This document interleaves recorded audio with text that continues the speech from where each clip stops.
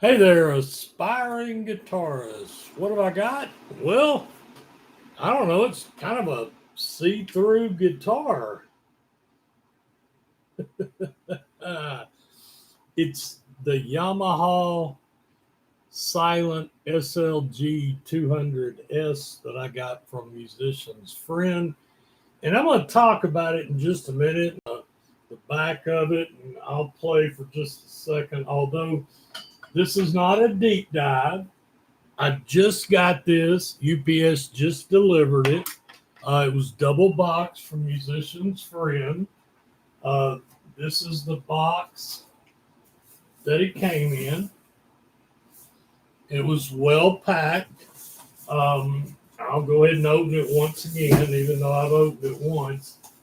Um, See, it's got the serial number on the box.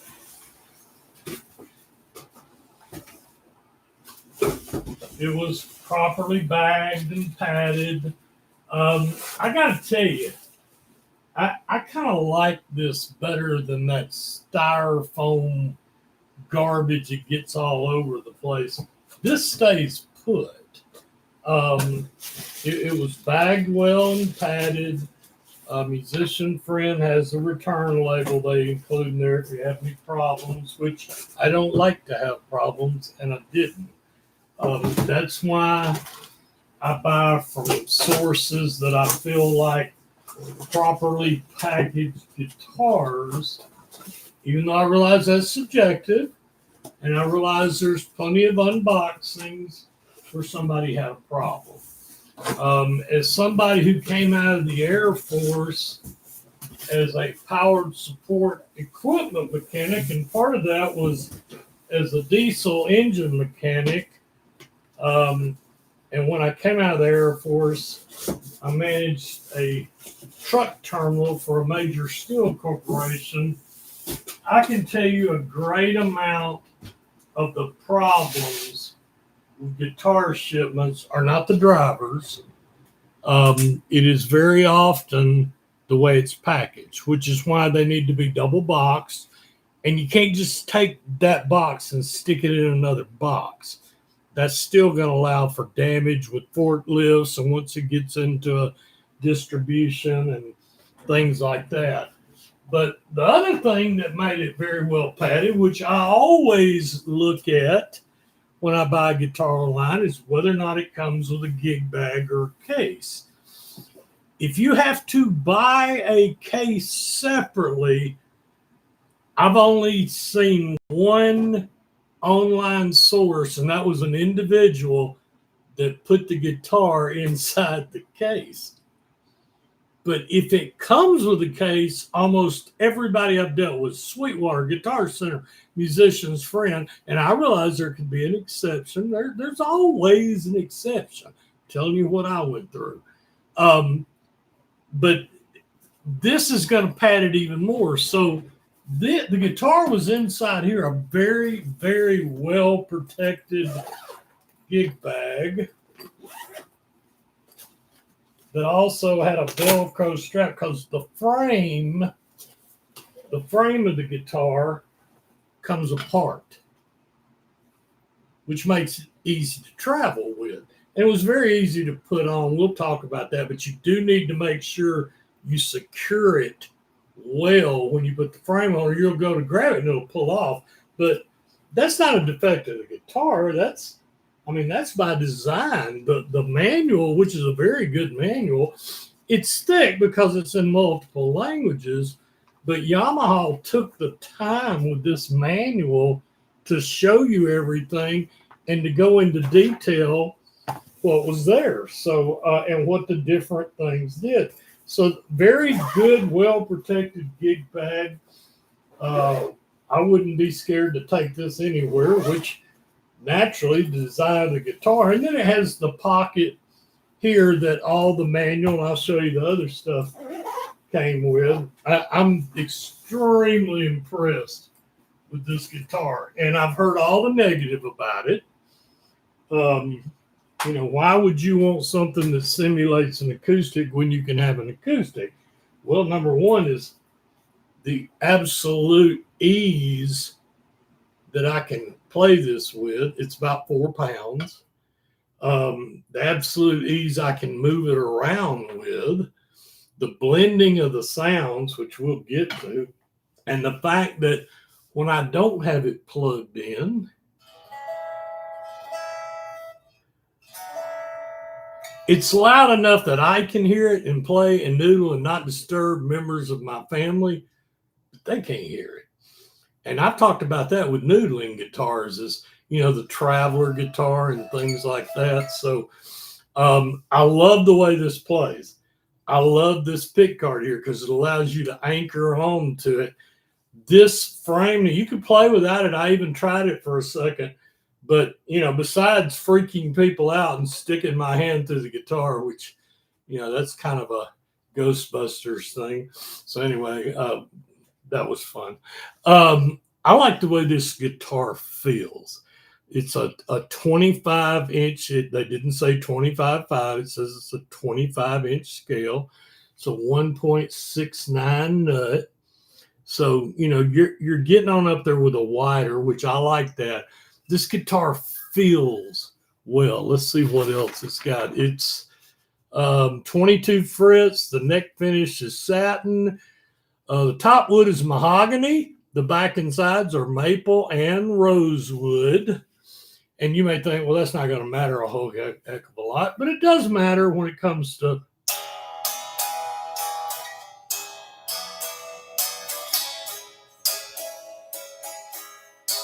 Now I'm hitting these strings hard, so you can hear it. 25-inch scale length, 22 frets, neck finish is satin. The body finish is gloss. This is the natural color. It also comes in tobacco sunburst, trans black. I think I've seen it in some other colors too. Tuning machines. The bridge is rosewood, and it comes with a gig bag. Country of origin, China. And you can, that doesn't bother me a bit, especially with Yamaha. I've had Yamaha motorcycles, Yamaha pianos, Yamaha guitars. Yamaha makes a lot of stuff, and it really shines with the electronics. And they go into detail in the electronics with what all it will do. I'm not going to bore you with a deep dive. So I'm going to tell you, you did have to put in 2 AA batteries, which there just wasn't anything to that at all. As you can see, they go right there. Very simple. It wasn't a 9-volt, plugged right in. Then the power light came on. It has an excellent tuner.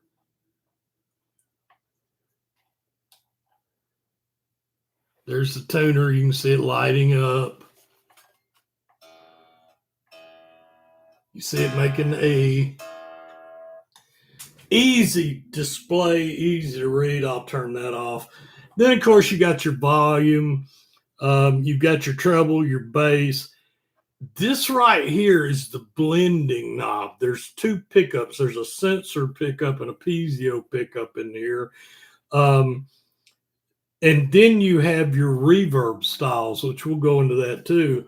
Over on this other side, you have your auxiliary in and a DC power supply. And they tell you in the manual if you're going to get a power supply, which ones to buy even, which a lot of them just say buy a good power supply. But Yamaha did their, as usual, I've gotten Yamaha motorcycles that it was just enjoyable to read the manual instead of, RTFM and everybody throws the manual away. This actually helped quite a bit.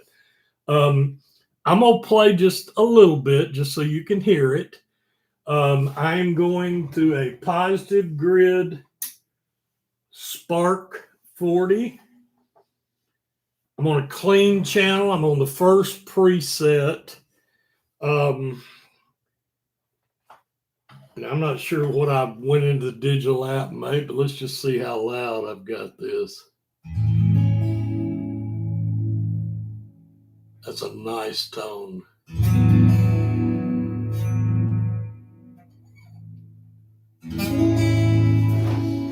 and here's the other thing I like about this. Pardon me, that's my dehumidifier coming on. I have guitars. I live in the Birmingham, Alabama metro area. We have a lot of humidity. It's already hot. The reason I feel safe with my guitars out and not in a case is because I have a hygrometer. As you can see, I'm at 54%, and that's where I like to be. And I have a couple of these so that I can constantly monitor the humidity in this room. But at any rate, you can see this looking over or back.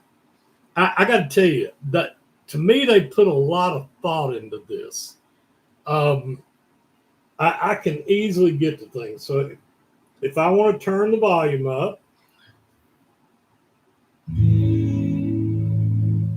or down,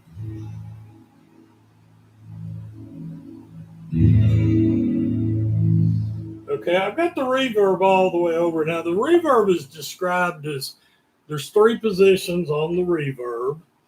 The reverb was described as being in a room by yourself. Next position was being in a larger room. And the last one was like a 12-string or an auditorium. So let's dial back the bass. I had the bass dialed up. And let's dial back the treble, and let's do that again. Let's start out with the first reverb.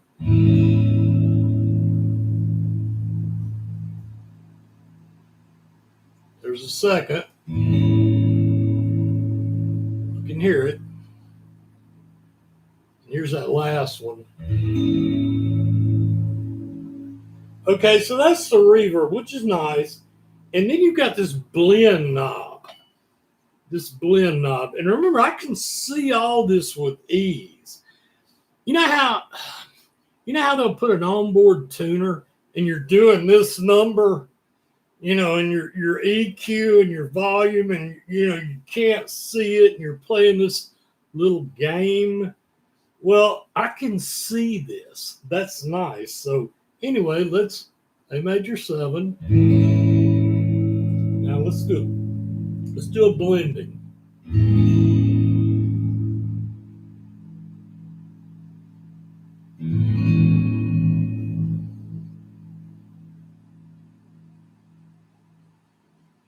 We'll turn up the bass.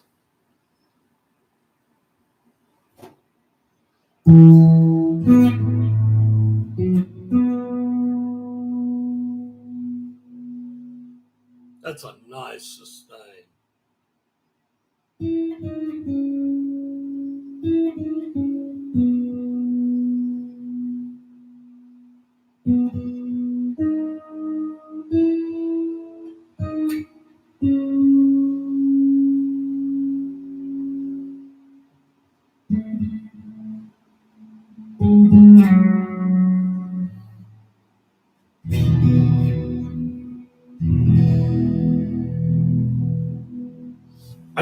I love the way this guitar feels. We'll turn it off. We'll come out with the jack, which of course, got a nice input jack up underneath here. I love the way this guitar feels. I love that you can grab this. Now it's very simple. It's just a matter, like many things, of unscrewing it, dropping the frame down in there. They're just, it's a steel a pin that goes in. You can feel it go in. You do need to secure it tightly, and you need to check.